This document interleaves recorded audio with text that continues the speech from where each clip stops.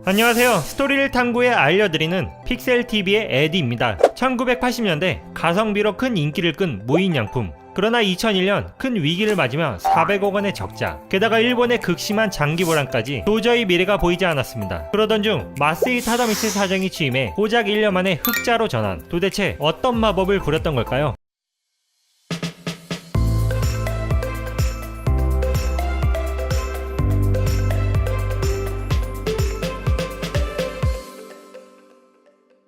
무인양품은 일본 경제 최고 호황기인 1980년대 탄생, 일본 대형 슈퍼마켓 체인인 세이유의 자체 브랜드로 출발하며 식품, 가구, 의류, 가정용품 등 일상생활 전반에 걸친 상품을 기획, 제조, 유통하였습니다. 무인양품의 일본 발음은 무지루시 료인, 무지루시는 브랜드가 없다, 료인은 품질이 좋은 제품을 뜻합니다. 당시 일본 국민들은 너무나도 잘 살아 돈을 흥청망청 쓰던 시기로 기업들 역시 화려하고 값비싼 제품들을 많이 만들던 시기였죠. 그러던 중 값비싼 제품을 내세우던 다른 기업들과 달리 무인양품은 역발상으로 가성비 제품을 내세워 주목받기 시작합니다. 무인양품의 브랜드 철학을 보여주는 대표적인 사례가 있는데, 국물 맛을 중요시 여기는 일본인의 식탁에는 표고버섯이 많이 들어간다고 합니다. 당시 슈퍼마켓들은 흠집 없는 표고버섯을 고가에 판매하고 있었지만, 무인양품은 상품 가치가 없는 깨진 표고버섯도 국물을 우려내는데 전혀 지장이 없다고 판단, 저렴한 가격에 판매해 대성공을 이뤄냅니다. 상품보다는 품질에 초점을 둔 것이죠. 바로 이때 좋은 품질을 합리적인 가격에 판매하는 브랜드 이미지와 철학이 완성됩니다. 시간이 흘러 세이유보다 PB 브랜드였던 무인양품이 더 인기를 끌기 시작하면서 결국 1989년 세이유에서 독립해 양품 계획을 설립, 전 세계에 무인양품을 진출시킵니다. 거듭되는 성공 신화로 일명 대기업병에 걸린 무인양품. 성공의 심취에 안주하고 있는 사이 경쟁자들이 맹추격한 결과 2001년 약 400억 원의 적자를 기록합니다. 당시 일본 언론도 양품 계획의 몰락을 예상했는데, 이 위기 속에 한 사람이 사장으로 취임했습니다. 그 사람은 바로 마세이 타다미스 사장. 위기를 기회로 만들어 지금의 무인양품을 만든 사람입니다. 마세이 타다미스는 디자이너 하라 케녀와 함께 역발상 프로젝트를 시도하는데, 노 브랜드, 노 디자인, 노 마케팅 3무 전략을 취하며 브랜드 정체성을 새롭게 확립합니다. 다시 제품 본질에 집중한 상품을 내놓으면서 성공 가도에 올라서기 시작합니다. 2003년에는 관찰 프로젝트를 시작하는데, 직원들이 소비자의 집에 직접 방문해 새 제품 수요를 발굴하는 것이죠. 또 소비자를 직접 제품 개발에 참여시켰는데, 이때 탄생한 소파가 제품 출시 1년 만에 무려 8만 개를 판매하기도 했습니다. 그리고 지금의 무인양품이 있게 한 가장 큰 프로젝트,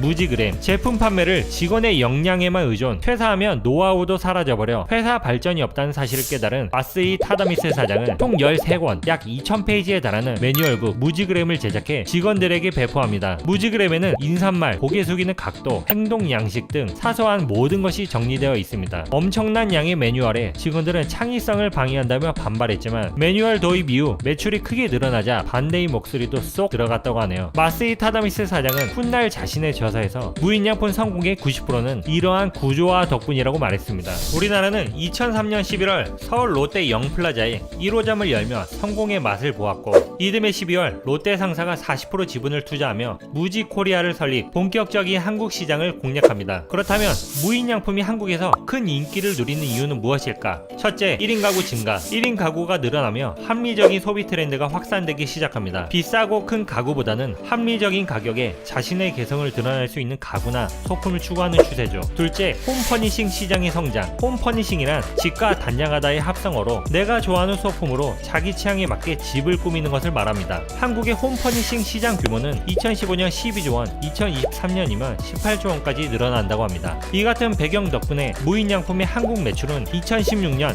786억, 2017년 1095억으로 성장해 1년 만에 매출이 39%나 증가합니다. 최근 무인양품의 행보는 실로 놀랍습니다. 무지하우스라는 이름으로 집을 만들기 시작했고, 호텔 사업까지 확장합니다. 왜 확장하느냐? 무인양품의 제품들로 온전히 체험할 수 있는 공간을 만드는 것이죠. 심지어는 핀란드에서 세계 최초 자율주행 버스도 만들고 있습니다. 핀란드에는 아직 무인양품 매장도 없는데 말이죠. 매장은 올해 들어선다고 하네요. 이 버스는 조만간 핀란드 내 세계 도시에서 운행될 예정이며 2021년 본격적으로 서비스한다고 합니다. 오늘 준비한 이야기는 여기까지입니다. 여러분들이 무인양품을 이해하는데 도움이 되셨길 바랍니다. 재미있게 보셨다면 구독과 좋아요 부탁드립니다. 감사합니다.